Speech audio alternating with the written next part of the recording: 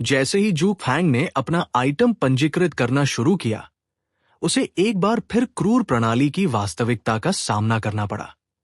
यहां तक कि जब कोई अपनी वस्तुओं को नीलामी के लिए सूचीबद्ध करना चाहता था, तो उसे गारंटी के रूप में कुछ धनराशि देनी पड़ती थी। मूलतः यदि कोई व्यक्ति सूचीबद्ध वस्तु को बेचने में असफल रहता है, तो समय सीमा समाप्त होने पर गारंटी राशि का एक प्रतिशत सिस्टम द्वारा काट लिया जाएगा। यह सुविधा भले ही घिनौनी हो, लेकिन यह कचरे की अधिकता को रोकने में मदद करती है। जू फैंग इस संरचना के पीछे के इरादे को समझ गए, लेकिन कमतर आके जाने के कारण यह कुछ हद तक कड़वा हो गया। फिर भी जू फैंग ने गारंटी के रूप में पैसे का भुगतान किया और अपनी लिस्टिंग शुरू कर दी। उसके पास 94 घटिया औषधियां हैं, इसलिए जू फैंग ने उन्हें 5 औषधियों के बैचों में नीलाम करने की योजना बनाई। जो लोग गणित की गणना करने के लिए तैयार नहीं हैं, उनके लिए जू फैंग 18 बैच रखने वाला था। हालांकि वो उन्हें सीधे नीलाम नहीं करने वाला था। आखिरकार वह चाहता था कि खिलाड़ी इन घटिया पोषणों के मूल्य और महत्व को समझे। इस प्रकार जू फैंग ने पानी का परीक्षण करने और खिलाड़ियों को इसका मूल्य समझने का समय देने के लिए शेष 4 पोषण को अलग अलग बेचना शुरू किया। अग्नि प्रतिरोध औषधि UX4। विक्रेता अनाम उपयोगकर्ता। शुरुआती बोली 5 तांबे के सिक्के। खरीद मूल्य 1 चांदी का सिक्का। बचा समय 6 घंटे। प्रकाशित होने वाले इंटरफेस का पूर्वावलोकन पढ़ते हुए जू फैंग ने अपना सिर हिलाकर इसकी पुष्टि की। हाँ, अग्निरोधी औषधि। एक खिलाड़ी को पहले से ही औषधि कैसे मिल गई? यह अनाम उपयोगकर्ता इन्हें अलग अलग बेच रहा है और केवल 4 ही उपलब्ध है। अरे, मुझे इसे अपने हाथों में लेना होगा। यह अग्नि प्रतिरोध औषधि बिल्कुल वही है जिसकी हमें कालकोठरी, झुलसी हुई गुफाओं के लिए आवश्यकता है। हमें किसी भी कीमत पर इस औषधि को प्राप्त करना होगा। हे भगवान, सौभाग्य से मैंने अभी तक वे महंगे गियर नहीं खरीदे हैं। वे गियर इन औषधियों से अधिक उपयोगी कैसे हो सकते हैं?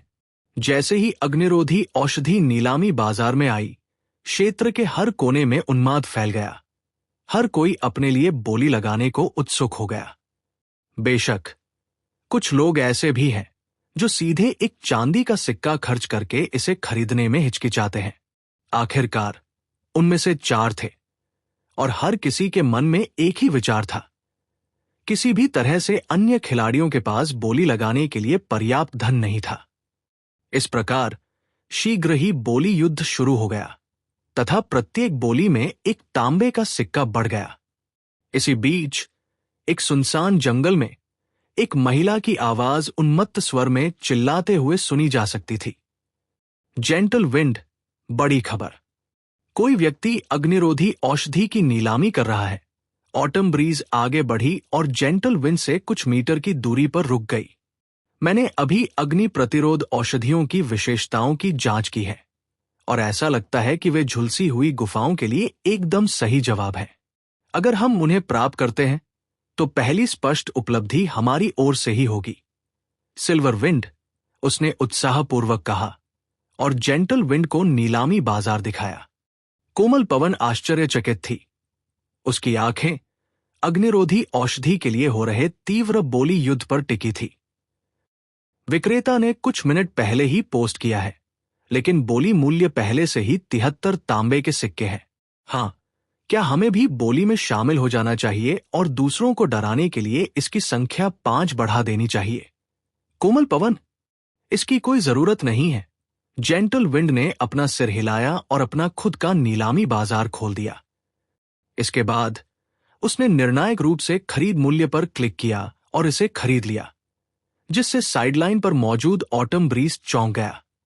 इसके साथ ही कुछ अन्य स्थानों पर कई खिलाड़ियों के मुंह खुले हुए थे।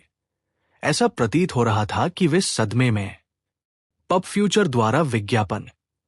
क्या बकवास है कि समीर कमीने ने पहले ही खरीद मूल्य खरीद लिया। हे भगवान, मुझे खरीद मूल्य पर क्लिक करना चाहिए था। उस कमीने ने नियम से नहीं खेला और बस इसे हटा दिया। अगला अग्नि प्रतिरोध औषधि 10 सेकंड में खुल रहा है। बोली लगाना छोड़ो, मैं इसे तुरंत खरीदने जा रहा हूं।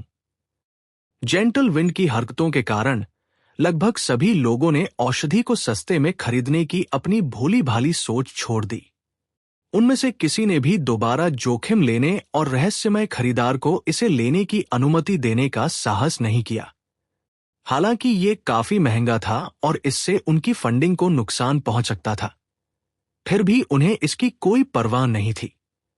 यदि एक ही रहस्यमय खरीदार ने सभी 4 औषधियां प्राप्त कर ली, तो क्या इसका अर्थ ये नहीं होगा कि पहली स्पष्ट उपलब्धि उन्हीं को मिलेगी?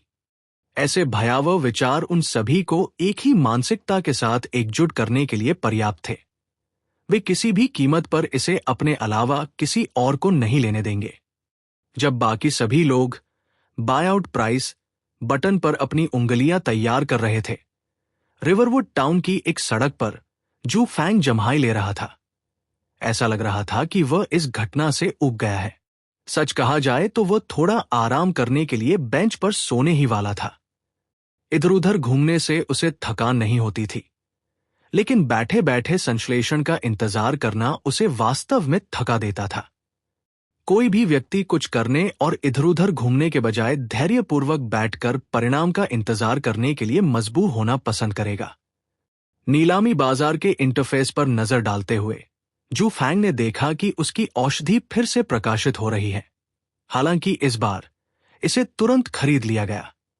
मैंने इन खिलाड़ियों द्वारा इतने कम समय में जुटाई गई दौलत को कम करके आंका था। उसने आह भरी, कुछ हद तक पराजित महसूस किया। अगर उसे पता होता कि ये खिलाड़ी ज्यादा निर्णायक है, तो वो खरीद मूल्य ज्यादा तय करता। बोली लगाने की जंग आधिकारिक रूप से समाप्त हो चुकी थी, और जो भी सबसे तेजी से बोली लगाएगा, उसकी बोली शुरू हो जाएगी। यह सिर्फ एक अफसोस की बात थी कि जू फैंग को यह नहीं पता था कि खरीदार कौन था। अन्यथा ऐसी जानकारी हाथ में आने से कोई दिलचस्प घटनाक्रम हो सकता था। सिस्टम एडवेंचरर लिन फैंग को बधाई। नीलामी बाजार में आपने जो सामान नीलाम किया है वह बिक चुका है। कर की कटौती के बाद आपके पास कुल 2 चांदी के सिक्के और 70 तांबे के सिक्के बचे हैं। मूल जमा राशि मुझे वापस कर दी गई, लेकिन कर 30 तांबे के सिक्के थे। ये कर कितना काला दिल हो सकता है। उसने अपना मुंह सिकोड़ा।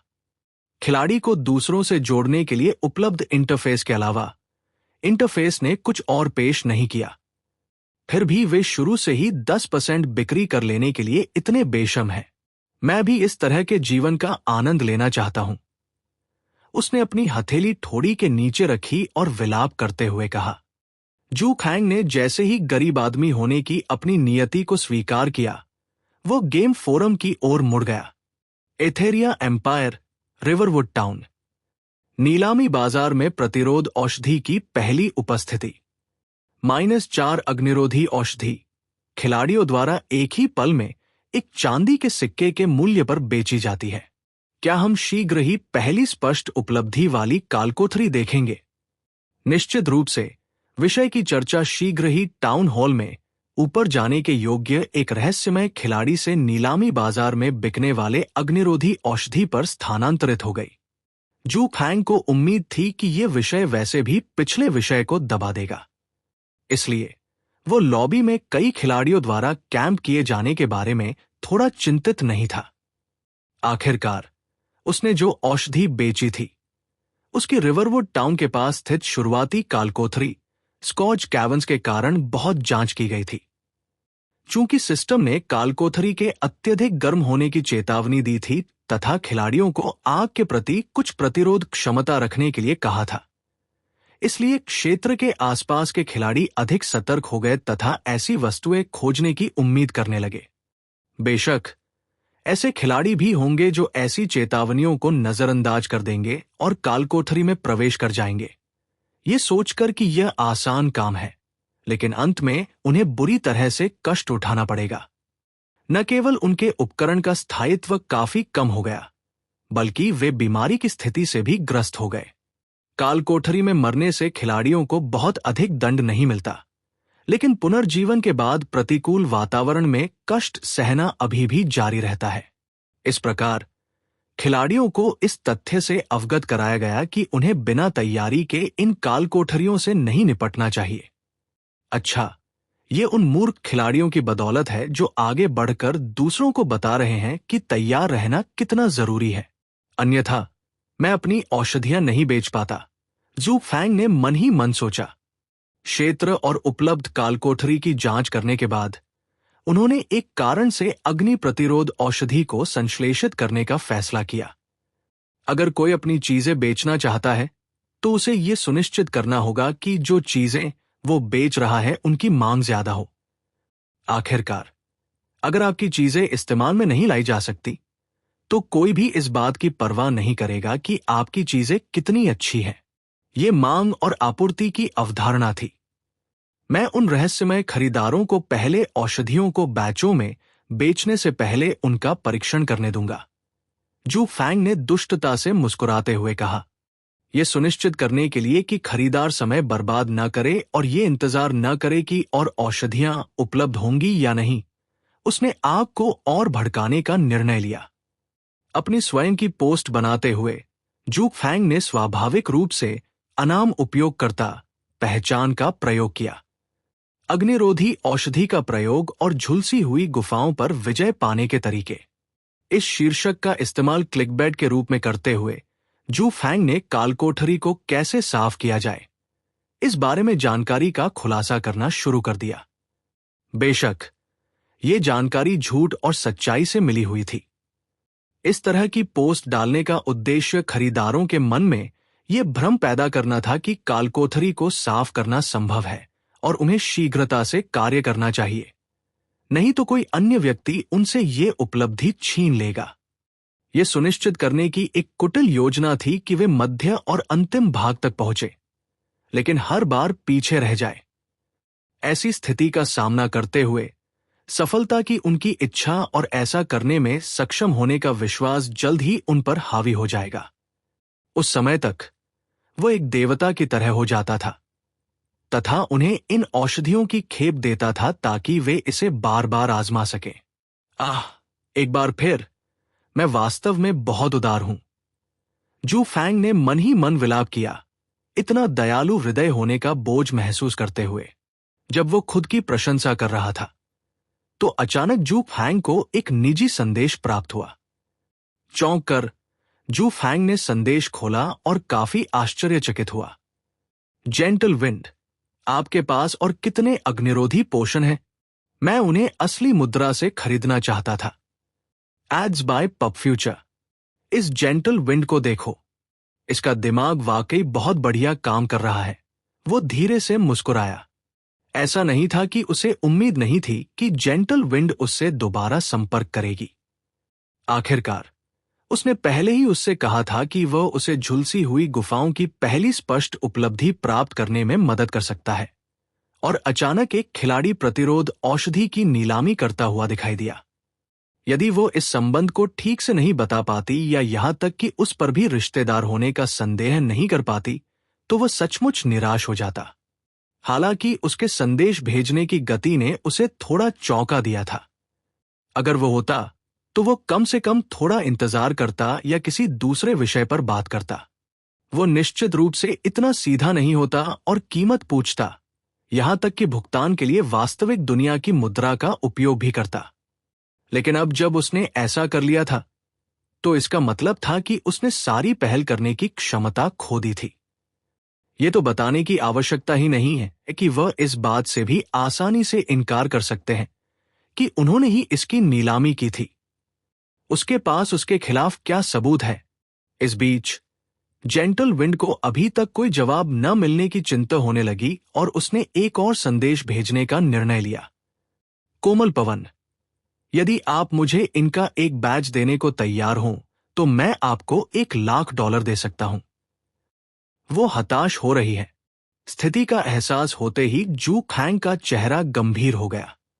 दिव्य दुनिया के हाल ही में प्रकाशित होने के बावजूद इसकी लोकप्रियता और प्रचार कोई मजाक नहीं था।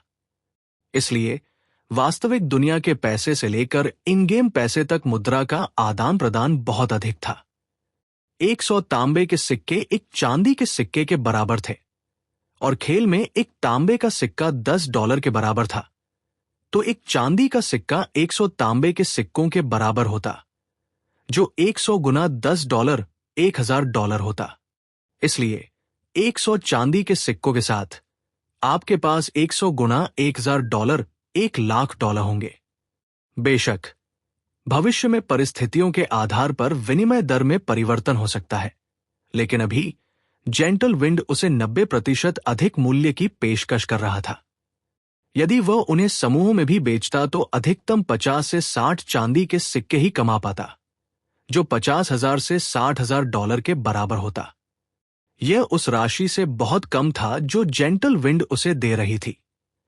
मैं वास्तव में यहां खूब पैसा कमा रहा हूं। जब जू फैंग ने इस सुनहरे हंस को देखा तो उसके चश्मे की चमक तेज हो गई। अपनी भावनाओं को शांत करने के बाद जू फैंग ने कभी भी ये उम्मीद नहीं की थी कि जेंटल विंड एक सुनहरा हंस बन जाएगी। इतनी सरलता और एक पल में इतनी संपत्ति देने का साहस सराहनीय था। प्रभावित होकर जू फैंग गंभीरता से तुरंत हाँ में जवाब देना चाहता था, लेकिन उसने ऐसा नहीं किया। और नहीं, वह यहां ताकतवर होने का नाटक नहीं कर रहा था। पैसा निश्चित रूप से प्रभावशाली था और उसे जेंटल विंड का यह व्यक्तित्व काफी पसंद आया। हालांकि उसका मूलधन या अधिकतम मूल्य अर्जित करना बाकी था। जेंटल विंड के अनुरोध को पूरा करना और संभावित रूप से सभी भावी व्यापारिक साझेदारों को खोने का जोखिम उठाना अच्छा नहीं था। एक मुनाफाखोर के रूप में उसे अधिकांश धनी खिलाड़ियों के साथ अच्छे संबंध बनाए रखने और यह सुनिश्चित करने की आवश्यकता थी कि उनमें से प्रत्येक के पास निष्पक्ष खेल हो। निष्पक्ष खेल का मतलब है कि वह नियंत्रित करने वाला और यह तय करने वाला व्यक्ति होगा कि कौन सी उपलब्धि किसे मिलेगी। तुम काफी हताश हो और मैंने तुम्हें पहली स्पष्ट उपलब्धि देने का वादा किया है, तो जल्दी क्यों? जू फैंग ने अपना चश्मा ठीक किया और जेंटल विंड को जवाब देने का फैसला किया ताकि वह अत्यधिक चिंतित न हो जाए। अनाम उपयोगकर्ता जेंटल विंड, मैं आपके प्रस्ताव से खुश हूं, लेकिन यह शर्म की बात है कि मैं वो व्यक्ति नहीं हूं जिसने उन औषधियों की नीलामी की। फिर भी मैं अभी भी आपका भुगतान स्वीकार कर सकता हूं, भले ही संदर्भ बदल गया हो। जेंटल विंड, संदर्भ बदलो? आपका क्या मतलब है? अनाम उपयोगकर्ता, मेरा मतलब यह है कि मैं आपको औषधियों का एक बैच नहीं दूंगा, लेकिन मैं आपको $1,50,000 के बदले में पहली स्पष्ट उपलब्धि प्राप्त करने की गारंटी दे सकता हूं। जेंटल विंड, आप जो रकम मांग रहे हैं वो काफी बड़ी है। अनाम उपयोगकर्ता, मुझे संदेह है कि यह बहुत ज्यादा है अगर इसका मतलब है कि आप जिन अन्य गिल्ड के साथ प्रतिस्पर्धा कर रहे हैं उनके खिलाफ आपको एक गारंटीकृत बढ़त मिल जाए। मुझे यकीन है कि आप भी कुछ परिणाम दिखाने के लिए बेताब हैं। आपके कद के किसी व्यक्ति के लिए $50,000 की वृद्धि बहुत ज्यादा नहीं होनी चाहिए। कैजुअल डेट बस एक क्लिक दूर है। आज ही साइन अप करें और अपने क्षेत्र की महिलाओं से मिलना शुरू करें। कोमल हवा, हाँ, यह पैसा बहुत ज्यादा नहीं है, लेकिन अगर तुम असफल होगे तो क्या होगा? मुझे क्यों विश्वास करना चाहिए कि तुम सफल होने में सक्षम हो? जू फैंग ने उस प्रश्न को पढ़ते ही ठंडी मुस्कान दी। अब मैं तुम्हें पा चुका हूं, मेरे छोटे से कीमती सुनहरे हंस। शब्दों के माध्यम से जेंटल विंड को मनाने की कोशिश करने की आवश्यकता के बिना जू फैंग ने सीधे उसे एक अनुलग्नक भेजा। कुर्की से यह दिव्य विश्व प्रणाली द्वारा देखरेख किया जाने वाला एक अनुबंध था, जो यह सुनिश्चित करता था कि किसी भी पक्ष को अनुबंध का उल्लंघन करने की अनुमति नहीं है। एक बार पकड़े जाने के बाद सिस्टम के फैसले से कोई बच नहीं सकता था जब तक कि वे दिव्य दुनिया को हमेशा के लिए अलविदा नहीं कहना चाहते थे। इस बीच जंगल के दूसरी ओर जेंटल विंड अनुबंध की शर्तों को देखकर दंग रह गई। समय बीतने के साथ साथ ये खिलाड़ी सचमुच और अधिक रहस्यमय होता जा रहा है। इस बार जेंटल विंड के पास हार स्वीकार करने के अलावा कोई विकल्प नहीं था। ऐसा लग रहा था जैसे दूसरे व्यक्ति ने उसे किताब की तरह पढ़ लिया हो। अनुबंध की शर्तों को सूचीबद्ध करने के बाद वो इस सहयोग से आश्वस्त हो जाएगी। आखिरकार उस व्यक्ति ने कहा कि यदि वे कालकोठरी में असफल हो गए तो उन्हें मुफ्त में नीलामी बाजार में नीलाम की गई औषधियों से भी बदतर औषधियों का एक बैच मिलेगा। इसके अतिरिक्त सभी भुगतान उसे वापस कर दिए जाएंगे, जिसका अर्थ है कि उसका निवेश व्यर्थ नहीं जाएगा और अंत में उसे अधिक औषधियां प्राप्त होंगी। तुम कहते हो कि तुम वो व्यक्ति नहीं हो जिसने उन औषधियों की नीलामी की थी, लेकिन अगर तुम असफल हो गए तो मुझे उच्च गुणवत्ता वाली औषधियां लौटाने के लिए आश्वस्त हो। तो क्या तुम ये स्वीकार नहीं कर रहे हो कि तुम्हारे पास उच्च गुणवत्ता वाली औषधियां हैं और तुम पहले मुझे चिढ़ा रहे थे? कोमल पवन जब अपनी पिछली बातचीत को वापस पढ़ता है तो वो अवाक रह जाता है, ये जानते हुए भी कि उसके साथ पहले भी छल किया जा चुका है और उसे धोखा दिया जा चुका है। वो और कुछ नहीं कर सकती थी। इसका फायदा दूसरे पक्ष को था और अगर वह उन्हें नाराज कर देती तो वे आसानी से अपने व्यापारिक साझेदार बदल सकते थे। हालांकि उसके लिए ऐसा नहीं कहा जा सकता था। पब फ्यूचर द्वारा विज्ञापन। क्या बात है कोमल पवन? शरद ऋतु की हवा चिंतित भाव से उसकी ओर मुड़ी। आप तनावग्रस्त लग रहे थे। क्या ये वही रहस्यमय खिलाड़ी है जिसके साथ आप फिर से चैट कर रहे हैं? आप उन्हें अभी ब्लॉक क्यों नहीं कर देते? जैसे ही ऑटम ब्रीज ने अपना वाक्य पूरा किया, जेंटल विंड ने उसके माथे पर हाथ फेरा और हल्के से डांटा, क्या बकवास कर रही हो तुम? अगर मैं उस व्यक्ति को रोक दूं, तो क्या तुम मुझे अग्निरोधी औषधि का एक बैच दे पाओगी? अपने साथ हुए अन्याय को महसूस करते हुए ऑटम ब्रीज ने अपना माथा रगड़ा और पिल्ला जैसी आंखों से जेंटल विंड को घूरने लगी। इस अनुबंध खंड को पढ़े और आपको पता चल जाएगा। जेंटल विंड ने उसके साथ विवरण साझा किया, क्योंकि वो उसे समझाने में बहुत आलसी थी। कुछ समय बाद शरद ऋतु की समीर आश्चर्यचकित हो गई और जोर से चिल्लाने वाली थी, लेकिन कोमल हवा ने उसे रोकने में तेजी दिखाई। शश, चिल्लाओ मत, ये बहुत बड़ा रहस्य है, उसने उसे सख्त चेतावनी दी। ऑटम ब्रीज ने बार बार सिर हिलाकर अपनी बात समझी। वह भी मूर्ख नहीं थी जो सोचती कि कोई व्यक्ति सिस्टम द्वारा नियंत्रित अनुबंध को तोड़ने का प्रयास करेगा। डिवाइन वर्ल्ड के प्रकाशित होने से पहले अन्य वहमोक भी थे जिनमें सिस्टम सब कुछ की निगरानी करने में सक्षम था। ऐसा कभी नहीं हुआ कि किसी अनुबंध की देखरेख करने वाली प्रणाली उन लोगों पर निर्णय देने में विफल रही हो जिन्होंने प्रावधानों का उल्लंघन किया था। चूंकि आपने अनुबंध पर हस्ताक्षर कर दिए हैं, इसलिए ये पहले से ही प्रभावी है। तो अब हम क्या करें?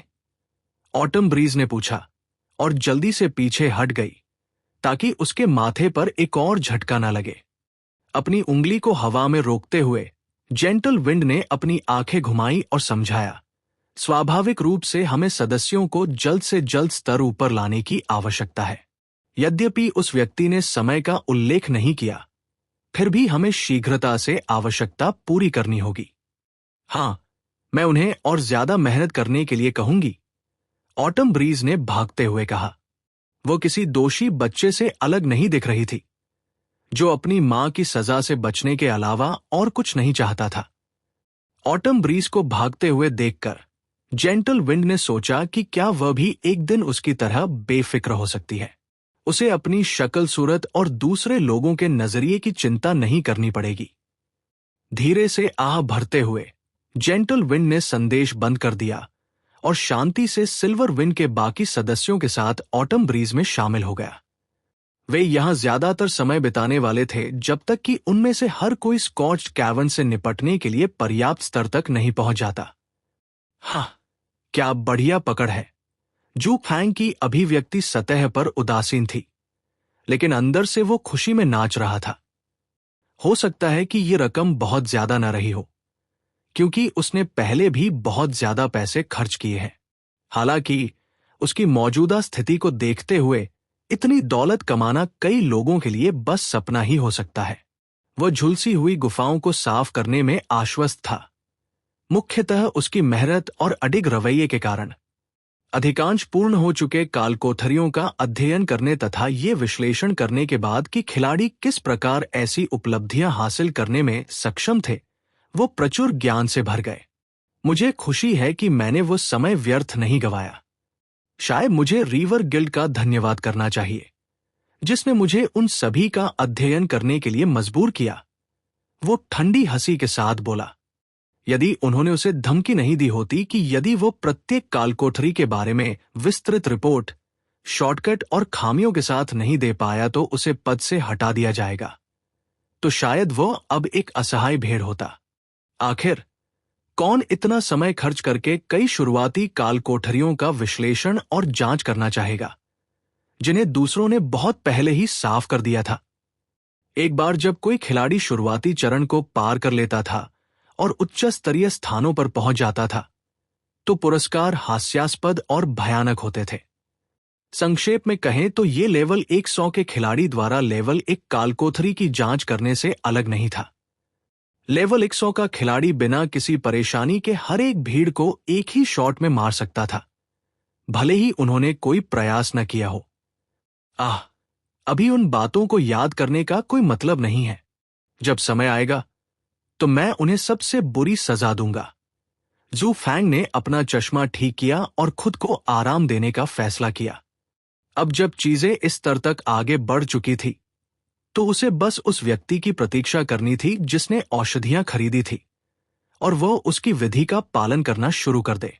उसे बाद में पोल खुलने की संभावना के बारे में चिंता नहीं थी। आखिरकार उसने जो औषधियां बेची वे घटिया किस्म की थी, जिसका मतलब था कि उनका असर बहुत कम हो गया था। इस प्रकार जब वे अंतिम चरण में पहुंचेंगे, तब तक उनके लिए वास्तव में सफल होना असंभव होगा। उसने ये अनुमान लगा लिया था और अपने व्यवहार में घृणित था ताकि यह सुनिश्चित हो सके कि सफलता का फल उसके अलावा कोई और न खा सके। मुझे शायद अब लॉग आउट कर देना चाहिए, उन्होंने बड़बड़ाते हुए कहा, क्योंकि उन्हें अपनी वास्तविक जीवन शैली को उन्नत करने की आवश्यकता महसूस हो रही थी। हालांकि वह खिलाड़ियों की पहचान की रक्षा के लिए खेल की गोपनीयता में विश्वास करता था, फिर भी जू फैंग दोहरा बीमा चाहता था। जब उसका स्कूल में योगदान देने का कोई इरादा नहीं था, तो स्कूल के छात्रावास में रहना व्यर्थ था। बेशक इसका मुख्य कारण यह था कि वह अपना पैसा छात्रावास में रहने के लिए खर्च नहीं करना चाहता था, जबकि वह कहीं और आराम से रह सकता था।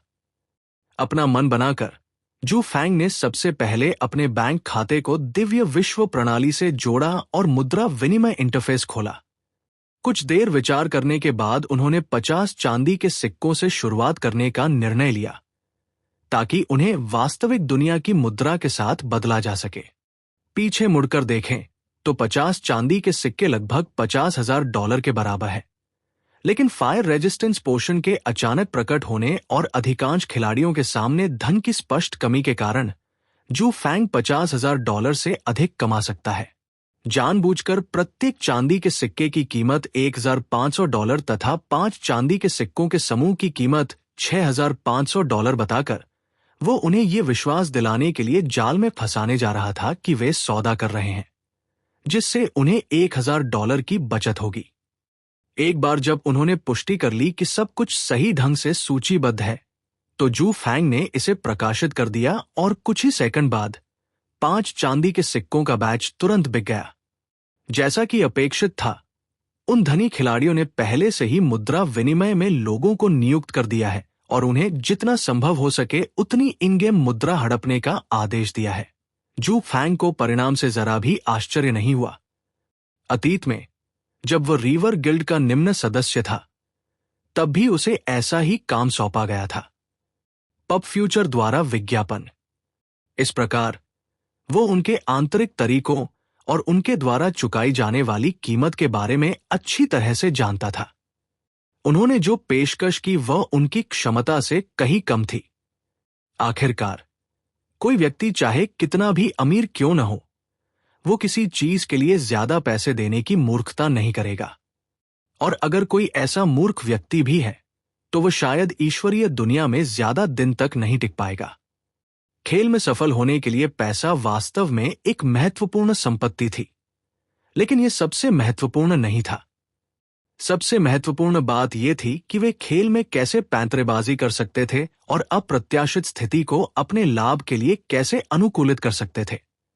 ऐसा लगता है कि पैसा लगातार आ रहा है, जू फैंग ने बड़बड़ाते हुए कहा। उसने नोटिफिकेशन की आवाज बंद कर दी थी जो लगातार उसे एक्सचेंज होने की सूचना दे रही थी। सूचीबद्ध 50 चांदी के सिक्कों में से उन्होंने कुछ ही मिनटों में 27 सिक्के बेच दिए।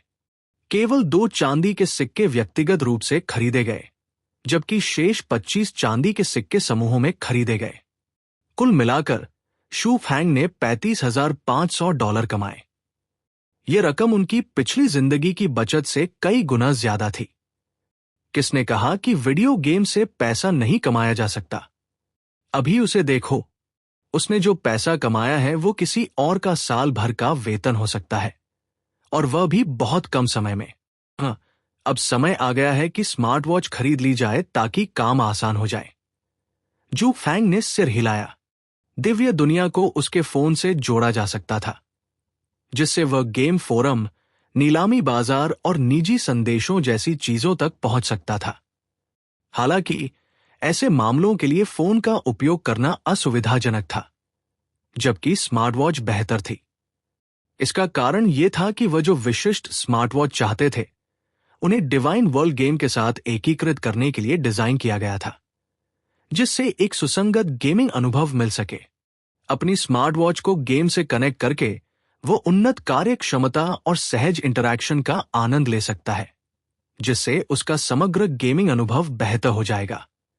लॉग आउट करने का समय आ गया है, जू फैंग ने सोचा और दिव्य दुनिया से बाहर निकल गया। जैसे ही जू फैंग ने लॉग आउट बटन पर क्लिक किया, उसे दिव्य दुनिया से थोड़ा अलगाव का एहसास हुआ। ये एक नया एहसास था, ऐसा कुछ जो उसने पहले कभी अनुभव नहीं किया था। आभासी हेलमेट हटाने पर जू फैंग को आश्चर्य हुआ कि क्या यह बपतिस्मा प्रभाव के कारण था, जिससे उसे नुकसान की भावना महसूस हुई। आखिरकार बपतिस्मा लेने से उसे ऐसा महसूस हुआ कि वह ईश्वरीय दुनिया का एक हिस्सा है, और लॉग आउट करने से उसे ऐसा महसूस हो रहा था जैसे उसे दुनिया से जबरदस्ती बाहर निकाल दिया गया हो। उम्मीद है यह सिर्फ एक बार की बात है और हर बार नहीं, जू फैंग ने मन ही मन विलाप किया। वह नहीं चाहता था कि हर बार जब वह गेम से लॉग आउट करे तो उसे इस तरह का अजीब अनुभव हो। अपना आभासी हेलमेट नीचे रखते हुए जू फैंग ने देखा कि छात्रावास खाली था। लगता है बाकी सभी अभी भी स्कूल प्रतियोगिता में हैं, उसने धीरे से कहा। हालांकि उन्होंने खेल में काफी लंबा समय बिताया था, लेकिन वास्तविक दुनिया में समय बहुत ज्यादा नहीं बीता। यह कहना कोई अतिशयोक्ति नहीं होगी कि लोग खेल में 2 दिन का अनुभव कर सकते थे, जबकि वास्तविक दुनिया में सिर्फ 1 दिन बीता था। बेशक समय अनुपात अभी भी एक रहस्य था, और विशेषज्ञों ने इस घटना की जांच करने के लिए अपने दिमाग का इस्तेमाल किया था, लेकिन कोई परिणाम नहीं निकला। इस प्रकार यह अपेक्षा करना एक आदर्श बन गया कि आभासी वास्तविकता वाले गेम वास्तविक दुनिया की तुलना में समय को अधिक तेजी से अनुभव करेंगे, और लोग नौकरी हो या न हो, गेम का आनंद लेने के लिए अपना समय ले सकेंगे। अपने फोन को देखते हुए, जो मॉडल में काफी पुराना था, जू फैंग ने धीरे से आह भरी। वो वास्तव में एक गरीब गवार था। कैजुअल डेट बस एक क्लिक दूर है। आज ही साइन अप करें और अपने क्षेत्र की महिलाओं से मिलना शुरू करें। इसमें कोई आश्चर्य की बात नहीं है कि जब वह स्कूल में था तो उसे कोई लड़की क्यों नहीं मिल पाती थी। अब उसे सब कुछ समझ में आ गया। कुछ समय बाद जू फैंग ने अपने कपड़े बदले और छात्रावास से बाहर चला गया। पहली आवश्यक बात यह थी कि एक स्मार्ट वॉच खरीदा जाए और उसे अपने गेम अकाउंट से जोड़ा जाए। स्मार्ट वॉच में कई प्रमाणीकरण कारक हैं, और केवल इसका मालिक ही किसी भी फंक्शन तक पहुंच सकता है। इसलिए अगर उनकी स्मार्ट वॉच खो जाती है या चोरी हो जाती है तो किसी को भी चिंता नहीं होगी। आखिरकार वे स्वचालित रूप से लॉक हो जाते हैं, क्योंकि वहां एक सक्रिय सेंसर डिटेक्शन होता है। साथ ही सुरक्षा माप भी होता है जो ये पता लगाता है कि क्या ये वास्तव में मालिक था या कोई धोखेबाज था जो इसे एक्सेस करने के लिए अन्य साधनों का उपयोग कर रहा था। इसका मतलब यह है कि अगर कोई व्यक्ति मालिक के प्रमाणीकरण कारक विधि को चुराने का प्रयास भी करता है, तो भी वो उस तक पहुंच पाने में असमर्थ है। ऐसी विधि मानव जाति द्वारा हासिल की गई नवीनतम तकनीक थी और ऐसी सुरक्षा के डेवलपर्स भी मालिक की अनुमति के बिना उस तक पहुंच नहीं सकते थे। मुझे भी अपना फोन बदलकर लेटेस्ट वर्जन ले लेना चाहिए, जू फैंग ने मन ही मन सोचा। साइबर रूप से सुरक्षित रहना एक महत्वपूर्ण मामला था और वह कोई जोखिम नहीं लेना चाहता था। स्कूल के गेट के बाहर धैर्यपूर्वक प्रतीक्षा करते हुए शीघ्र ही एक कार सामने आ गई। हेलो, क्या आप शू फैंग हैं? ड्राइवर ने अपनी खिड़की को थोड़ा नीचे किया और पूछा। उसने स्कूल के गेट पर ही शू फैंग को देखा था। जू फैंग ने अपना सिर हिलाया और अपनी पहचान की पुष्टि के लिए पिन कोड बताया। जब यह काम पूरा हो गया तो वो यात्री की सीट पर बैठ गया और अपनी सुरक्षा बेल्ट बांधते हुए उसने शांतिपूर्वक कहा, मुझे एज्योर डिस्ट्रिक्ट ले चलो। समझ गया, ड्राइवर ने विनम्रता से मुस्कुराते हुए कहा और गियर बदलते हुए सीधे स्थान पर चला गया। धीरे धीरे समय बीतता गया और जू फैंग ने ड्राइवर को अच्छी खासी टिप देते हुए किराया चुका दिया। अगर मेरा काम पूरा हो जाए तो मैं तुम्हें फिर से बुला सकता हूं, उसने कहा। पब फ्यूचर द्वारा विज्ञापन। अच्छी खासी टिप पाकर ड्राइवर स्वाभाविक रूप से प्रसन्न हुआ और उसने शू फैंग से कहा कि जब भी उसे लिफ्ट की जरूरत हो तो वो उसे फोन करे। आजकल के युवा वाकई बहुत अमीर हैं, ड्राइवर ने बुदबुदाते हुए कहा और अगला ऑर्डर लेने के लिए धीरे धीरे गाड़ी चलाकर चला गया। जैसे ही ड्राइवर गाड़ी लेकर चला गया, जू फैंग आश्चर्यचकित होकर हलचल भरे एज्योर जिले का निरीक्षण करने लगा। अपनी समृद्धि और फिजूल खर्ची के लिए मशहूर शहर का ये हिस्सा वो स्थान था जहां धनी लोग विलासिता की वस्तुओं पर पैसा खर्च करने आते थे। सड़कों पर बुटीक और दुकानें लगी हुई थी, जहां हाई एंड फैशन से लेकर स्मार्ट वॉच जैसे अत्याधुनिक गैजेट तक सब कुछ मिलता था। ये एक ऐसी जगह थी जहां कुछ भी खरीदा जा सकता था, लेकिन ये तभी संभव था जब आपके पास उसे खरीदने के लिए पैसे हों। कुछ सेकंड तक इसकी प्रशंसा करने के बाद जू फैंग ने घूमना शुरू कर दिया और वह दुकान ढूंढने लगा जहां उसकी पसंद की चीजें थी। दुर्भाग्यवश वो इस क्षेत्र से अपरिचित था क्योंकि वो वर्ष के इस समय कभी यहां नहीं आता था। अतीत में वो कई वर्षों के बाद ही यहां आए थे और तब तक बहुत सी चीजें बदल चुकी थी। इस प्रकार भले ही जू फैंग के मन में एज्योर डिस्ट्रिक्ट के लेआउट की याद थी, लेकिन कुछ अंतर तो थे ही, और ये अंतर पहली नजर में ही काफी स्पष्ट दिखाई देते हैं। सजावट और स्टोर के नाम अलग अलग हैं, यद्यपि भवन निर्माण शैली एक ही है। चलो देखते हैं कि ये उच्च तकनीक वाले उपकरण कहाँ बेचे जाते हैं। जू फैंग एक होलोग्राफिक स्क्रीन के पास गया, जिस पर उसका वर्तमान स्थान और जिले में दुकानें सूचीबद्ध थी। इसकी अनेक होलोग्राफिक स्क्रीनें हर जगह लगाई गई थी, ताकि ये सुनिश्चित किया जा सके कि ग्राहक भटक न जाए। ठीक है, ये ऊपरी मंजिल पर है। इसमें कोई आश्चर्य की बात नहीं है, क्योंकि वहां सुरक्षा अधिक सख्त होनी चाहिए। जिससे अधिक सुरक्षा मिलती हो, उसे ये व्यवस्था आश्चर्यजनक नहीं लगी और वो मुड़ने ही वाला था कि उसे सबसे घिसापिटा दृश्य देखने को मिला। एक महिला ने अचानक उसका हाथ पकड़ लिया और फुसफुसाते हुए बोली, अरे, पहले मुझे एक जोड़े का नाटक करने में मदद करो। मैं तुम्हें इस परेशानी के लिए कुछ पैसे लौटा दूंगी। अरे, क्या मैं सच में भाग्यशाली बन गया? जू फैंग की पहली प्रवृत्ति खुद को उस तरह का भाग्यशाली नायक मानने की थी, जिसे हर कोने में हमेशा हॉट महिलाओं का सामना करना पड़ता था। अफसोस, वह तुरंत वास्तविकता में वापस आ गया जब उसने देखा कि कुछ वर्दीधारी लोग नीचे की ओर भाग रहे थे, जो स्पष्ट रूप से उन्मत्त और चिंतित थे। इसके बदले में मुझे कितना भुगतान मिलेगा? जू फैंग ने महिला के उससे चिपके रहने के बावजूद उससे दूरी बनाए रखी और इसके बदले में उसने कार्य करने के लिए कीमत मांगी। जू फैंग एक अप्रत्याशित क्षण में फंस गया था, लेकिन उसके मस्तिष्क की कोशिकाएं अभी भी बरकरार थी। महिला के आकार या रूप पर ध्यान देने के बजाय वो ये जानना चाहता था कि इस कार्य के लिए उसे कितना भुगतान मिलने वाला है। आखिरकार यहां हताश व्यक्ति वो नहीं, बल्कि यहां की महिला थी। अगर वो उसे पर्याप्त पैसे नहीं देती है, तो उसे उजागर करने में कोई बुराई नहीं होगी। अपनी विशेषज्ञता के कारण जू फैंग आसानी से पहचान सकता था कि उसके साथ चिपकी हुई महिला कोई अमीर उत्तराधिकारी है और वर्दीधारी लोग उसके अंगरक्षक हैं। उनके हाव भाव और व्यवहार से यह स्पष्ट नहीं हो रहा था कि वे उसका अपहरण करने की कोशिश कर रहे थे, बल्कि वे इस बात से चिंतित थे कि उसके साथ कुछ हो सकता है। मैं तुम्हारा शारीरिक रूप से फायदा नहीं उठाऊंगा, महिला, लेकिन मैं निश्चित रूप से अपने लिए कुछ अतिरिक्त नकदी कमाऊंगा, जू फैंग ने मन ही मन कहा, महिला की प्रतिक्रिया का बेसब्री से इंतजार करते हुए। यदि आप मुझे उन लोगों से बचने में मदद करेंगे तो मैं आपको $10,000 दूंगी। महिला ने तुरंत ही अतिरंजित राशि की पेशकश करते हुए त्वरित और निर्णायक निर्णय लिया। अरे, इस बार तो मुझे वाकई सोना मिल गया है। बस थोड़ा सा काम करके मैं इतना कमा सकता हूं। क्या आजकल पैसे पेड़ों पर उगते हैं? जू फैंग उस महिला की निर्णायकता से हैरान था। उसने अपनी आंखें एक बार भी नहीं झपकाई। ऐसा लग रहा था मानो वो बस कुछ छोटे मोटे पैसे फेंक रही हो। ठीक है, अब तुम मुझसे और कसकर लिपट जाओ।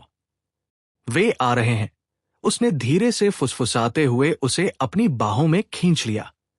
इस क्रिया के दौरान जू फैंग ने सुनिश्चित किया कि वह उसे अनुचित तरीके से न छुए और वह सिर्फ एक बाहरी व्यक्ति के दृष्टिकोण से अंतरंग आलिंगन का भ्रम पैदा कर रहा था। इस बीच महिला उसके व्यवहार से कुछ हद तक हैरान थी, क्योंकि उसे उम्मीद थी कि उसका थोड़ा फायदा उठाया जाएगा। ये अच्छा हुआ कि मैंने अपनी दृष्टि नहीं खोई और इसे छिपाने के लिए किसी बदमाश को नहीं चुना, महिला ने मन ही मन सोचा। इस बार की तरह उसने अपने पीछे लोगों को चिल्लाते और उत्सुकता से खोजते हुए सुना। युवा मिस कहाँ चली गई? कैजुअल डेट बस एक क्लिक दूर है। वो अभी नीचे भागी है, इसलिए वो संभवतः ज्यादा दूर नहीं जा सकती। बाहर निकल जाओ, कहीं वो इतनी तेजी से भागने में सफल न हो जाए। हमें उसे जल्दी से जल्दी ढूंढना होगा। अगर यंग मिस को किसी भी तरह से नुकसान पहुंचा तो हम बर्बाद हो जाएंगे। ठीक है, हम सभी 4 दिशाओं में बंट गए। मुझे संदेह है कि यंग मिस यहां रहेंगी, क्योंकि ये बहुत स्पष्ट हो जाएगा। जब अंतिम अंगरक्षक ने उस व्यवस्था की घोषणा की तो बगल में खड़ा जू फैंग उस महिला को अपनी बाहों में भरकर कड़वी मुस्कान बिखेर रहा था। आपका निर्णय कितना भयानक है, वो मन ही मन सोच रहा था। फिर भी उसे इस अंगरक्षक को उसकी चतुर सूचना के लिए धन्यवाद देना पड़ा, अन्यथा कौन जानता है कि उसे कब तक दिखावा करना पड़ेगा। यद्यपि ऐसी चिकनी और सुगंधित जवान औरत को गले लगाना अच्छा था, लेकिन वह कोई उत्तेजित कुत्ता या कुंवारी लड़की नहीं थी, कम से कम अतीत में तो नहीं। मुख्य बात यह थी कि वह अभी भी अपनी भावनाओं और मन को नियंत्रित कर सकता था, जिससे वह किसी विकृत व्यक्ति में बदलने से बच गया। यह तो बताने की जरूरत ही नहीं कि वह एक व्यस्त व्यक्ति था और इस तरह की घिसी पिटी बातों में अपना समय बर्बाद नहीं कर सकता था। अगर उसके पास अतिरिक्त पैसे न होते तो वह पहले ही चला जाता। क्या वे अभी तक चले गए हैं? उसके आलिंगन में आई महिला ने अचानक ऊपर देखा और फुसफुसाकर पूछा। जैसे ही उसने उसके सवाल को सुना और उसकी तरफ देखा, जू फैंग ने आखिरकार उसके आकर्षक रूप पर ध्यान दिया। उसकी सूक्ष्म आकर्षण और गर्म आत्मविश्वास उसकी अंबर आंखों और भूरे बालों में स्पष्ट रूप से दिखाई दे रहा था, जो उसके कोमल चेहरे को ढक रहा था। उसके रूप से लगभग मंत्रमुग्ध होकर जू फैंग तुरंत अपनी हैरानी से बाहर आया और जवाब दिया, अभी नहीं, अभी भी आसपास की जांच करने के लिए कुछ अंगरक्षक बचे हैं। तो क्या हम पर संदेह किया जा रहा है? उसने चिंता में पूछा। उसके हाथ उसके कपड़ों को कुछ कसकर पकड़ रहे थे। पब फ्यूचर द्वारा विज्ञापन। मुझे संदेह है, उन्होंने हम पर कई बार नजर डाली है, लेकिन आपने अपने भूरे बालों को ढकने के लिए टोपी पहन रखी थी और आप ज्यादातर लोगों से अलग नहीं दिख रहे थे, इसलिए उन्हें हम पर शक नहीं हुआ। उन्होंने शांति से समझाया। उसे और आश्वस्त करने और अपने कपड़ों पर और सिलवटे पड़ने से बचाने के लिए उसने आगे कहा, यह तो बताने की जरूरत ही नहीं है कि वे पहले यंग मिस चिल्ला रहे थे, जिससे काफी हंगामा हो रहा था। पीछा किए जा रहे किसी भी सामान्य व्यक्ति ने पकड़े जाने से बचने के लिए घटनास्थल से भाग लिया होता। साथ ही ये देखते हुए कि गार्ड को ज्यादातर जोड़ों पर शक भी नहीं होता, आप शायद ज्यादा पुरुषों के संपर्क में भी नहीं आते। जब तक जू फैंग ने अपनी व्याख्या समाप्त की, महिला स्पष्ट रूप से सदमे में थी। उसके हाथ धीरे धीरे उसके कपड़ों पर ढीले पड़ रहे थे। बस कुछ नजरों से ही ये आदमी इतनी सारी जानकारी जुटा लेता है। वो उस आदमी को देखकर दंग रह गई जिससे वो कुछ समय के लिए चिपक गई थी। यद्यपि ऐसी अंतर्दृष्टि दुर्लभ नहीं है, फिर भी ऐसा व्यक्ति ढूंढना कठिन था जो तुरंत इतना विश्लेषण कर सके। धीरे धीरे समय बीतता गया और आखिरकार गार्डों ने निष्कर्ष निकाला कि जिस यंग मिस को वे खोज रहे थे वो इलाके में नहीं थी। इसलिए वे सभी वहां से चले गए, संभवतः अपने बाकी साथियों के साथ कहीं और खोज करने के लिए। इसी समय जू फैंग ने उस महिला को धीरे से धक्का देकर दूर धकेल दिया जो उसके गले लगी हुई थी। गार्ड पहले ही चले गए हैं, इसलिए अब आप सुरक्षित हैं, उसने अपने झुर्रीदार कपड़े ठीक करते हुए समझाया। जब उसने अपने कपड़ों को छुआ तो उनमें अभी भी उस स्त्री की गर्माहट और सुगंध बाकी थी। जू फैंग को अपने झुर्रियों वाले कपड़े ठीक करते देख महिला का चेहरा थोड़ा लाल हो गया। ऐसा लग रहा था कि वह अपने आचरण से शर्मिंदा थी। मुझे इस बात का खेद है, मैं आपके लिए एक नया ला सकती हूं, उसने उसके प्रयास की भरपाई करने की कोशिश करते हुए कहा। कोई जरूरत नहीं, तुमने मुझे जो $10,000 दिए हैं वही काफी है, जू फैंग ने सपाट लहजे में मना कर दिया। उसके तेज इनकार से महिला का मुंह थोड़ा सा हिल गया। यदि वह किसी और को मुआवजा देने की पेशकश करती तो वे पहले ही खुशी से नाच रहे होते। इससे भी बुरी बात यह थी कि उसे एहसास हुआ कि वह उसका आकर्षण पाने के लिए ऐसा नहीं कर रहा था जैसा कि ज्यादातर मूर्ख पुरुष करते हैं, क्योंकि उन्हें लगता है कि ये एक अच्छी रणनीति है। वो धीरे धीरे महसूस कर सकती थी कि उसके सामने खड़ा आदमी व्यस्त है और वह जल्द से जल्द वहां से निकल जाना चाहता है। क्या मैंने अपना आकर्षण खो दिया है? वो मन ही मन सोच रही थी। यहां तक कि उसने अपने चिकने चेहरे को भी कुछ बार छुआ, जबकि महिला घबरा गई थी और उसके आकर्षण पर सवाल उठा रही थी। जू फैंग ने अपने कपड़े ठीक करना समाप्त कर दिया। फिर उसने उसकी ओर उदासीन भाव से देखा। वैसे तो तुम मुझे भुगतान कैसे करोगी? क्या नकद या ई कैश के माध्यम से? आह! महिला ने भौहें उठाई। वो अचानक आई मांग से स्पष्ट रूप से आश्चर्यचकित थी। क्या बात है? क्या अब जब तूफान बीत चुका है तो तुम अपनी बात से मुकरने की कोशिश कर रहे हो? संदेहास्पद, जू फैंग ने सोचा कि क्या उसके साथ धोखा हुआ है। आखिरकार ये एक मौखिक समझौता था तथा किसी अनुबंध पर हस्ताक्षर नहीं किए गए थे।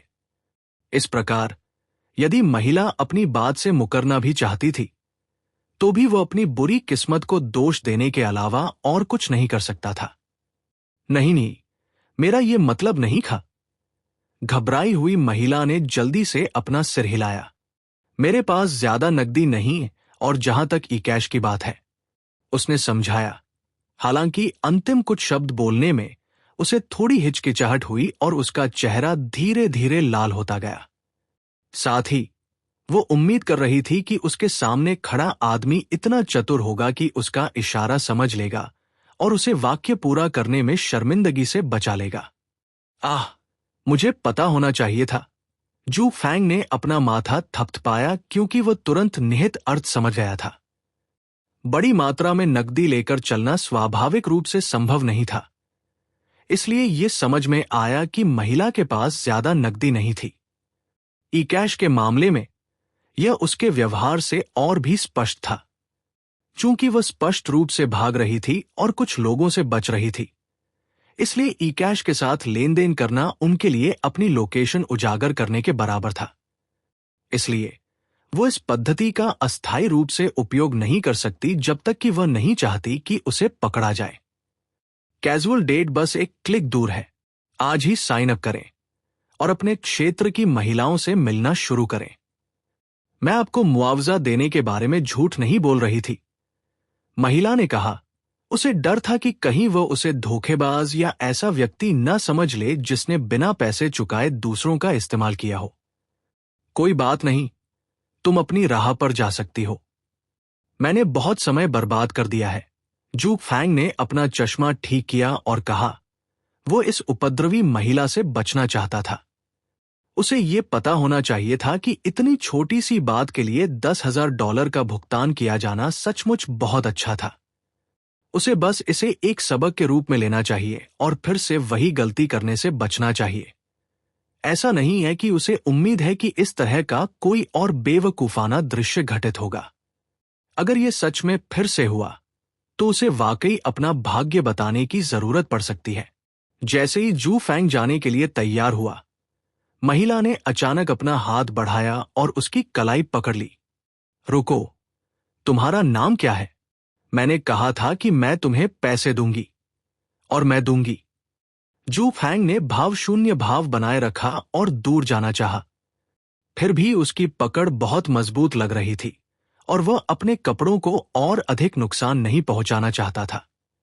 धीरे से आह भरते हुए उसने कहा, पहले मुझे छोड़ दो। हालांकि थोड़ा संदिग्ध होने के बावजूद महिला ने अपना सिर हिलाया और धीरे धीरे अपनी पकड़ ढीली कर दी। इस बीच जू फैंग ने इस समय का उपयोग कुछ शब्द कहने के लिए किया। यह मेरी ऑनलाइन भुगतान प्रणाली है और यदि आप ईमानदार हैं तो आपको पैसे वहां भेजना याद रखना चाहिए। अन्यथा बस मुझ पर एक एहसान करो और फिर कभी मेरे सामने मत आना, उसने समझाया और तुरंत ऊपर की ओर चला गया, जिससे महिला पूरी तरह से चकित रह गई। कुछ मिनट बीतने के बाद ही महिला को जानकारी याद आई और उसे जू फैंग का अंतिम वाक्य समझ में आया। क्या मैं फिर कभी उसके सामने नहीं आऊंगी? क्या वह सचमुच मुझे एक उपद्रवी मानता है? महिला अवाक रह गई। चलो, बस तब तक रुको जब तक मैं अपनी स्थिति को ठीक नहीं कर लेता और मैं तुम्हारा मुंह बंद करने के लिए पैसे भेज देता हूं।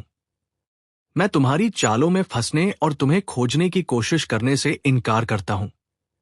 उसने अपनी जीभ चटकाई, इस वास्तविकता को स्वीकार करने से इनकार करते हुए कि कोई वास्तव में उसके साथ कुछ नहीं करना चाहता था, खासकर उसके सुंदर और आकर्षक रूप के साथ। महिलाओं के साथ कभी कभी बातचीत करना काफी कठिन होता है। जब आप सक्रिय रूप से उनका पीछा करेंगे या उन पर अधिक ध्यान देंगे तो वे आपको परेशान करने लगेंगे। Ads by PubFuture. हालांकि जब आप सक्रिय रूप से उनसे बचते हैं तो वे ये मान लेंगे कि आप बस उन्हें पाने के लिए मुश्किलें खड़ी कर रहे हैं। जहां तक यह विचार है कि वास्तव में उनमें कोई दिलचस्पी नहीं है, ऐसा कभी नहीं होगा।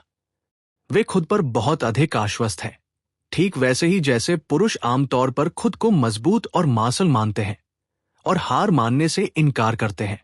और जब महिला अपने विचारों में खोई हुई थी, तब जू फैंग अंततः दुकानों की तलाश में एस्केलेटर के माध्यम से ऊपर चला गया था।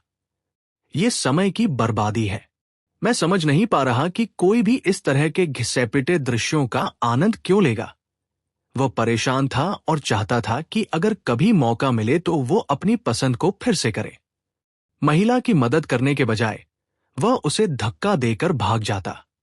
किसी भी पक्ष की मदद न करना और किसी झंझट में न पड़ना ही आदर्श समाधान था। यह सिर्फ एक अफसोस की बात थी कि यह घटना उसके जीवन का पहला अनुभव था, इसलिए वह सही निर्णय लेने में विफल रहा। संक्षेप में कहे तो वो बस अनुभवहीन था और उसके पास उचित ज्ञान की कमी थी। कुछ समय बाद जू फैंग को वह दुकान मिल गई जिसे वह ढूंढ रहा था और वो अंदर चला गया। प्रवेश द्वार पर एक महिला ने उसका स्वागत किया। सम्माननीय ग्राहकों, आपका स्वागत है, महिला ने पेशेवर ढंग से मुस्कुराते हुए कहा, इस तथ्य को नजरअंदाज करते हुए कि जू फैंग ने फैंसी कपड़े नहीं पहने थे। क्या आपको किसी चीज में मदद की जरूरत है? उसने अपनी सेवाएं देते हुए पूछा। ठीक है, उस क्लिच सीन के बाद मुझे लगा कि लोग मेरी मौजूदा पोशाक को लेकर मुझे नीची नजर से देखेंगे। लगता है कि मैं बहुत ज्यादा सोच रहा हूं। शू फैंग शुरू में इस गर्मजोशी भरे स्वागत से दंग रह गया। हालांकि उन्होंने तुरंत अपने आप को संभाला और अपना सिर हिला दिया। क्या आपके पास नवीनतम स्मार्ट वॉच और फोन मॉडल है? उसने महिला की छाती पर लगे नाम के टैग पर नजर डालते हुए पूछा, जिस पर एलेना लिखा था, आप बहुत भाग्यशाली हैं, सम्मानित ग्राहक। हमें आज ही नवीनतम स्मार्ट वॉच और फोन मॉडल का एक बैच मिला है। एलेना ने मुस्कुराते हुए जवाब दिया। ये तो बहुत बढ़िया है। जू फैंग इससे प्रसन्न हुआ। दुर्भाग्यवश पुनर्जन्म के बाद भी परेशानियां और घिसी पिटी बातें उसे सक्रिय रूप से खोजती रहीं। जब उनकी बातचीत ठीक चल रही थी, तभी एक अन्य सेल्सवुमन ने आगे आकर उनकी बातचीत में बाधा डाली। अपनी ऊर्जा बचाओ, एलेना। इस व्यक्ति के पहनावे और उसके रूपरंग को देखो। यह स्पष्ट रूप से एक ऐसा व्यक्ति है जो इस समय को देखते हुए स्कूल से छुट्टी ले रहा है। क्या तुम्हें सचमुच लगता है कि उसके पास इतना पैसा होगा कि वह यह सब वहन कर सके? जैसे ही घमंडी सेल्सवुमन ने अपनी बात समाप्त की, जू फैंग और एलेना दोनों के माथे पर हल्की सी उदासी छा गई। इससे पहले कि जू फैंग को जवाब देने का मौका मिलता, एलेना आगे आकर उसे दूसरे पक्ष से बचाती हुई खड़ी हो गई। सैंड्रा, हमें ग्राहकों के प्रति विनम्र और सम्मानजनक व्यवहार करने के लिए प्रशिक्षित किया गया है। इस तरह से बात करने से आप मुसीबत में ही फंसेंगे। एलेना ने आंखें मूंदते हुए चेतावनी दी।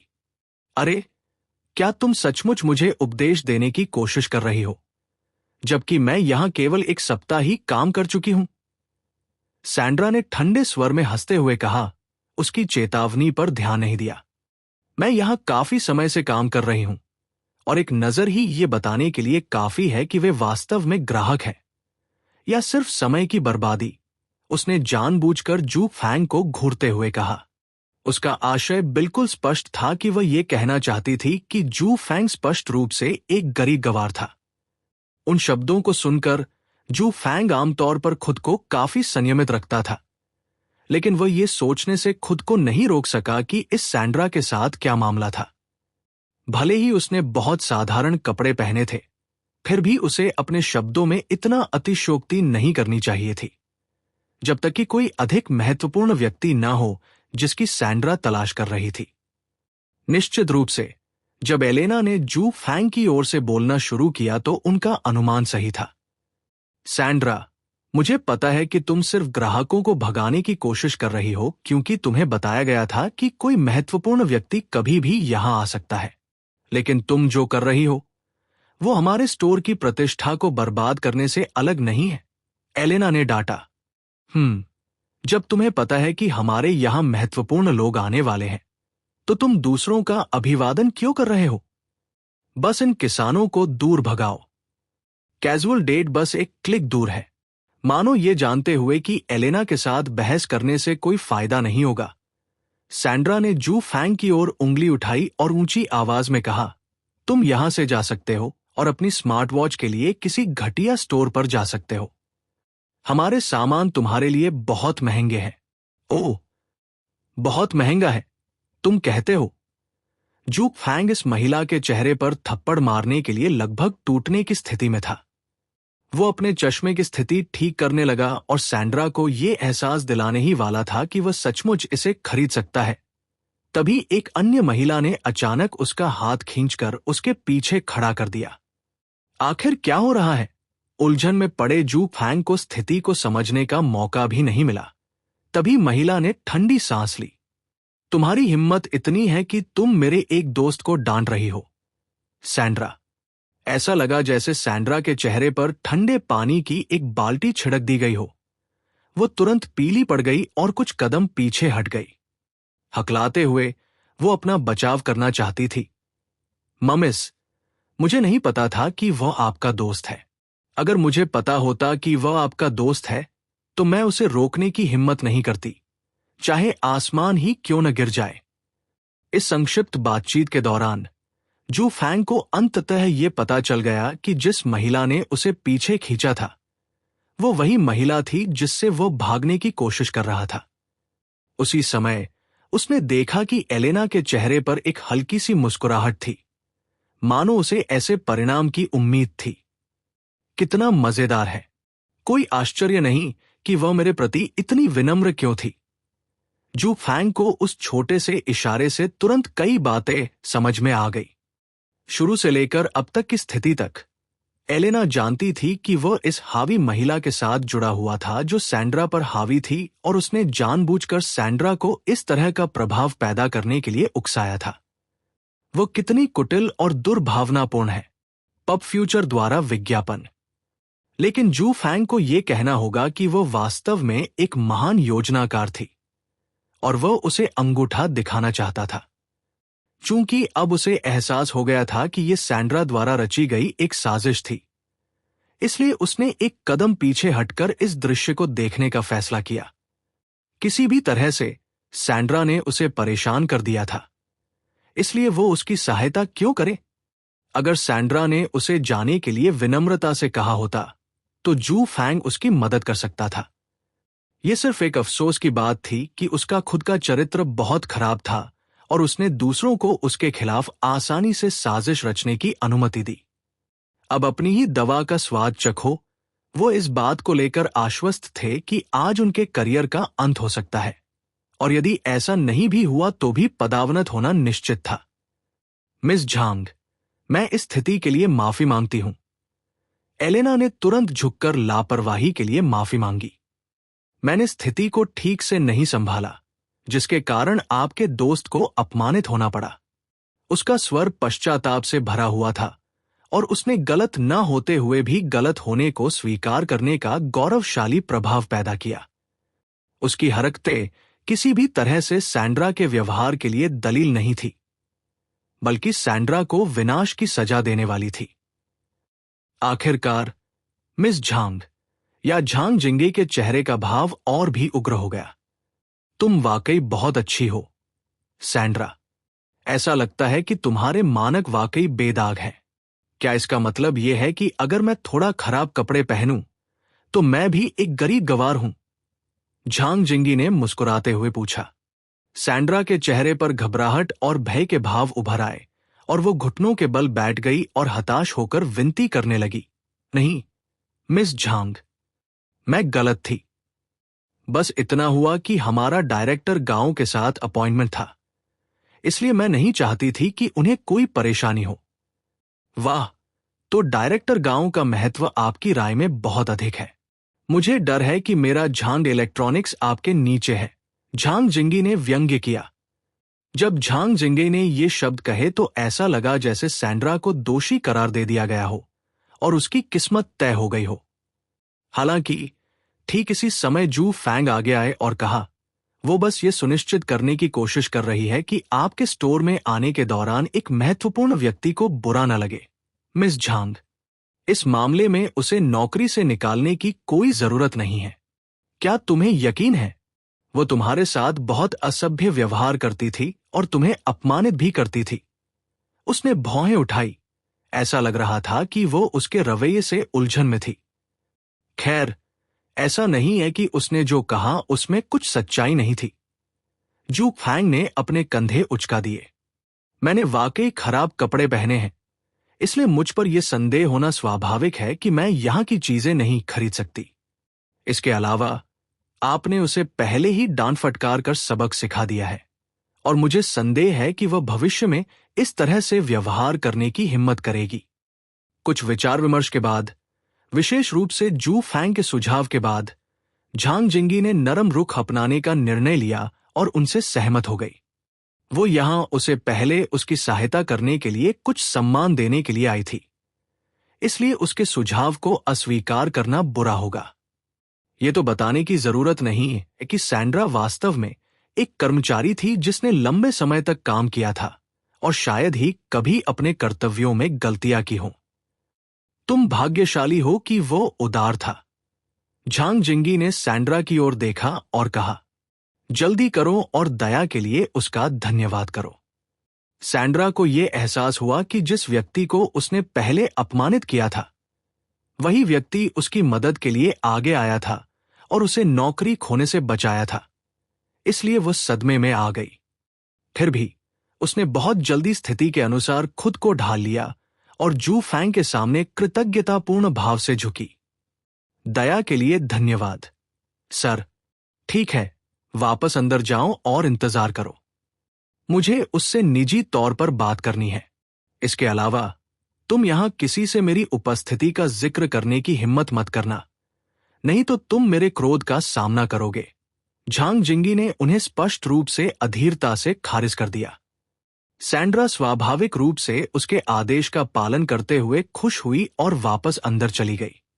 जहां तक एलेना का प्रश्न है, उसके हाव भाव से तो ऐसा प्रतीत नहीं होता था, लेकिन उसके शरीर के हाव भाव से स्पष्ट संकेत मिलता था कि वह परिणाम से अप्रसन्न थी। उसने जू फैंग की कुछ झलकियां देखी, जो उसकी हरकतों से अचंभित दिख रही थी। क्या वह शुरू से ही एक पीटा हुआ व्यक्ति था? अन्यथा कोई ये कैसे समझा सकता था कि वे इतनी निर्दयता से अपमानित होने के बावजूद दयालु बने रहे? इस बीच जू फैंग ने एलेना को केवल एक मुस्कान लौटा दी जब उसने देखा कि वो उसकी कुछ झलकियां ले रही है। हालांकि आपकी योजनाएं लगभग दोषरहित हैं, लेकिन आप एक साधारण तथ्य को समझने में विफल रहे। वह यह है कि आपका लक्ष्य आपकी चाल को समझ पाएगा या नहीं, और वे इसके बारे में कैसी प्रतिक्रिया देंगे। जू फैंग ने मन ही मन उपहास किया। सैंड्रा ने सचमुच उसके साथ बुरा व्यवहार किया होगा, लेकिन एलेना की योजना पहले वाली से भी ज्यादा खराब थी। आखिरकार एलेना उसे सैंड्रा को निशाना बनाने के लिए एक भाले के रूप में इस्तेमाल कर रही थी, और वह कभी किसी के लिए भाला नहीं बन सकता था। यदि उसे अगुआ बनना है तो यह उसकी अपनी स्वतंत्र इच्छा से ही होना चाहिए। ऐसा कोई तरीका नहीं था जिससे वह किसी के आदेश या योजना के द्वारा उनका अगुआ बन सके। जब जू फैंग उन दिनों को याद कर रहा था जब उसे लगातार आदेश दिए जाते थे, झांग जिंगी ने अपना ध्यान उस पर केंद्रित करना शुरू कर दिया। वैसे भी ये अच्छी बात है कि तुम ज्यादा दूर नहीं भागी और वास्तव में उस स्टोर पर आई जो मेरे अधीन है, झांग जिंगी ने कहा। उसकी पिछली दबंग और ठंडी आभा का कोई असर नहीं था। इस बिंदु तक जू फैंग थक चुका था। वो बस एक स्मार्ट वॉच और फोन खरीदना चाहता था और संभवतः एक नया घर ढूंढना चाहता था। तो फिर इतने सारे अन्य कार्यक्रम क्यों आ रहे हैं और उसे रोक रहे हैं? अपनी भौहें सिकोड़ते हुए जू फैंग ने कटु भाव बनाए रखा और पूछा, तुम मेरे पीछे क्यों पड़ रहे हो? ऐसा तो नहीं हो सकता कि तुमने मुझे संकट में देखा और सिर्फ मेरी मदद करने के लिए आए हो, है ना? तुम गंभीर नहीं हो सकते, है ना? मुझे अभी तक तुम्हारा नाम भी नहीं मिला और तुम पहले ही चले गए। मैं झांग जिंगी एक ऐसी इंसान हूं जो कर्ज और कृतज्ञता को याद रखती हूं, झांग जिंगी ने घोषणा की।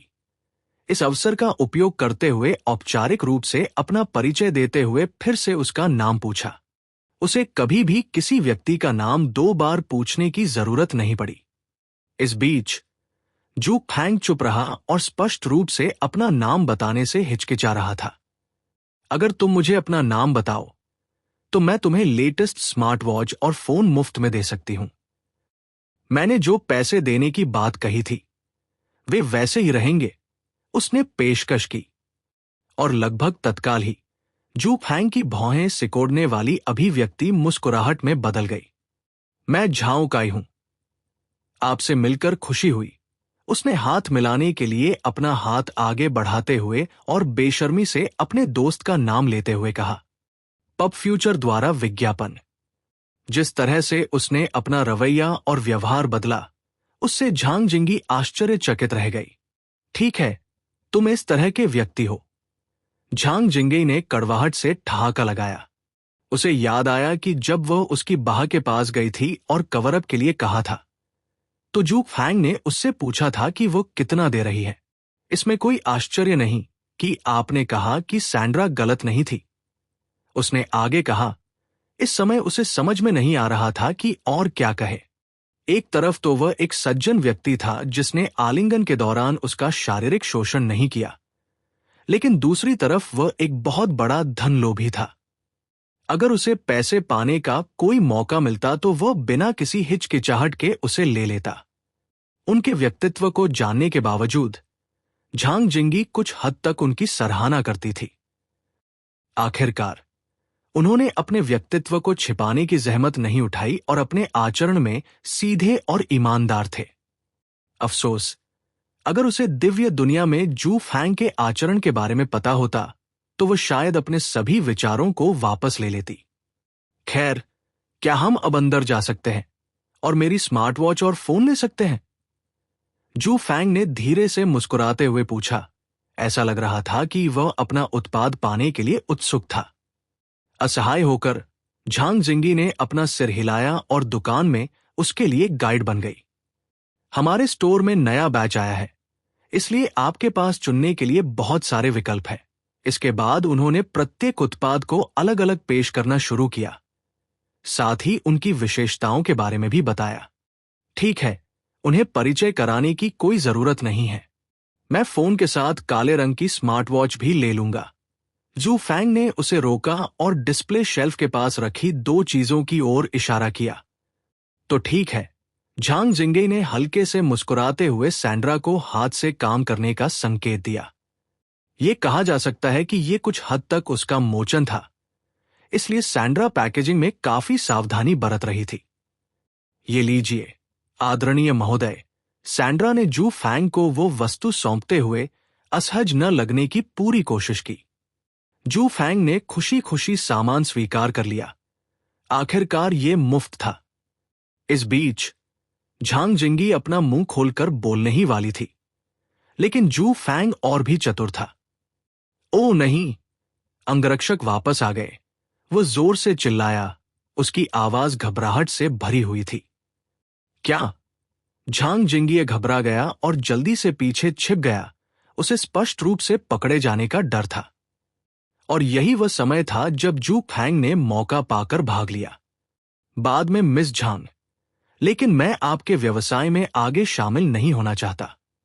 मैं बस एक गरीब आदमी हूं, जिसकी कोई पृष्ठभूमि नहीं है। अपनी पूरी ताकत से भागने के बाद जू फैंग काफी दूर तक भागने में सफल रहा।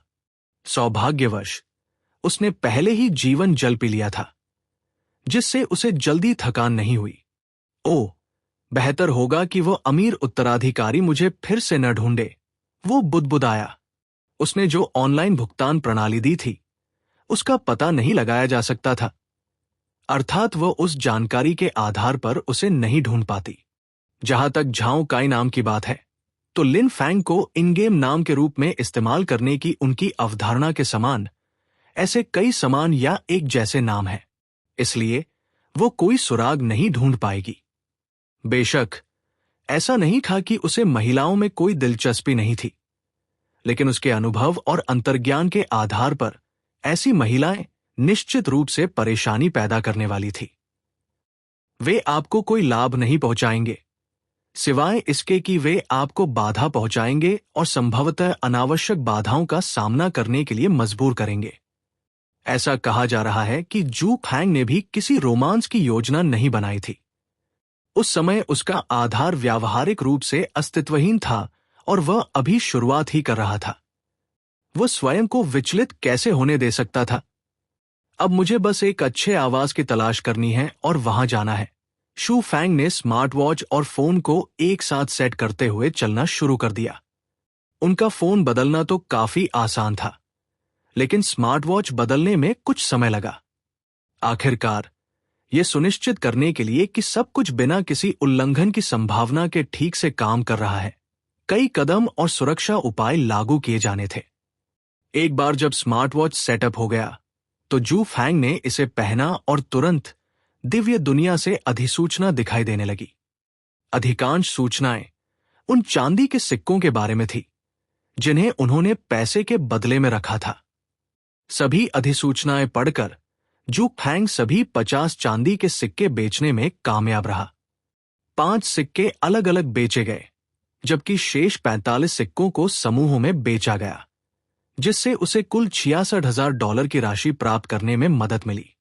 मूल रूप से उस पैसे का एक हिस्सा स्मार्ट वॉच और फोन पर खर्च किया जाने वाला था, लेकिन अमीर उत्तराधिकारी की बदौलत जू फैंग भुगतान से बचने में कामयाब रहे। अच्छा, कम से कम एक अच्छी बात तो सामने आई, और अगर वो वाकई अपने वादे पूरे करने वाली इंसान है, तो मेरी जेब में $10,000 और होंगे। बस ये सोचकर कि वो इतनी बड़ी रकम आसानी से कैसे कमा रहा था, वो 7वें आसमान पर पहुंच गया। अगर उसने अभी भी मूर्ख बनने का फैसला किया होता, तो वह यहां तक नहीं पहुंच पाता। वह अभी भी स्कूल की प्रतियोगिता में होता, बेकार की बकवास के लिए प्रतिस्पर्धा कर रहा होता। जब जू फैंग ने झांग इलेक्ट्रॉनिक में अपने बजट के भीतर एक अच्छे घर की तलाश शुरू की, तो झांग जिंगी को एहसास हुआ कि कुछ गड़बड़ है। रुको, अंगरक्षक यहां वापस नहीं आएंगे क्योंकि उन्होंने पहले भी इस क्षेत्र की तलाशी ली थी। वो अपने छिपने के स्थान से बाहर आते हुए बुदबुदाई। जब उसे एहसास हुआ कि जू फैंग का शरीर कहीं नहीं दिख रहा है, तो उसने जल्दी से सैंड्रा को घूर कर देखा। पहले भी ऐसी गलती करने के बाद सैंड्रा समझदार हो गई थी और उसका मतलब समझ गई थी। जब माननीय महोदय ने कुछ अंगरक्षकों के बारे में चिल्लाया, तो वो भाग गए और आप छिप गई, मिस झांग, उन्होंने स्पष्ट रूप से घबराई हुई स्थिति में समझाया। हालांकि जू फैंग ने अपनी नौकरी छोड़ने का अनुरोध किया था, फिर भी झांग जिंगी के एक ही आदेश पर उसे किसी बंजर स्थान पर स्थानांतरित किया जा सकता था। उसे डर था कि झांग जिंगी उस आदमी को भागने देने के लिए उसे दोषी ठहरा सकती है। आह, क्या मैं इतनी डरावनी हूं? झांग जिंगी ने अपनी भौहें सिकोड़ ली। वो इस बात से उलझन में थी कि वो उससे इतनी बेताबी से क्यों भाग रहा था। डरावना नहीं, बिल्कुल भी डरावना नहीं। सैंड्रा ने बार बार अपना सिर हिलाया। अगर मैं डरावना नहीं हूं, तो फिर तुम क्यों कांप रहे हो? मैं अभी भी पिछली घटना को लेकर घबराया हुआ था। पब फ्यूचर द्वारा विज्ञापन। जो भी हो, झांग जिंगी ने अपनी आंखें घुमाई। स्पष्ट रूप से उसे इस बात में कोई दिलचस्पी नहीं थी कि वह सच कह रही थी या नहीं। एलेना, वो अचानक मुड़ी और पुकारने लगी। हां, मिस झांग। अचानक एलेना उसके सामने प्रकट हुई। उसका सिर थोड़ा नीचे झुका हुआ था। आपकी योजनाएं बहुत अच्छी हैं, लेकिन अगली बार उन लोगों का उपयोग करने की कोशिश न करें जो मेरे साथ बातचीत कर चुके हैं। क्या यह स्पष्ट है? स्पष्ट रूप से भ्रमित दिख रही एलेना ने मासूमियत का नाटक करने की कोशिश की। इस बीच झांग जिंगी ने केवल नाक भौं सिकोड़ी और अपनी बाहें पार कर ली। क्या आपको सचमुच लगता है कि पहले वाला आदमी अच्छा स्वभाव वाला था? उसने सैंड्रा को सजा देने का अनुरोध इसलिए नहीं किया क्योंकि उसे किसी भी चीज से ज्यादा इस्तेमाल किए जाने से नफरत थी। इसलिए वो सैंड्रा को छोड़ देना चाहता था, बजाय इसके कि तुम अपनी साजिश में कामयाब हो जाओ। आश्चर्यचकित होकर एलेना ने घुटनों के बल बैठकर खुद को निर्दोष बताने की कोशिश की। हालांकि उसे ये उम्मीद नहीं थी कि उसकी साजिश उजागर हो जाएगी। अफसोस, झांग जिंगी ने समय रहते अपना हाथ हिलाया और घोषणा की, मुझे परवाह नहीं है कि आप किसी प्रतिस्पर्धा में हैं और दूसरे व्यक्ति को बाहर निकालना चाहते हैं। काम की गुणवत्ता बढ़ाने के लिए प्रतिस्पर्धा का स्वागत है, लेकिन आपको सीमा जानने की जरूरत है। ये जानते हुए कि यह समझाना व्यर्थ है, एलेना ने केवल समझ में अपना सिर हिलाया। जहां तक सैंड्रा की बात है, तो वह चुप रह सकती थी, लेकिन उसके हाव भाव से साफ पता चल रहा था कि वह इस कर्ज को जरूर याद रखेगी। तुम भी सुरक्षित नहीं हो, सैंड्रा।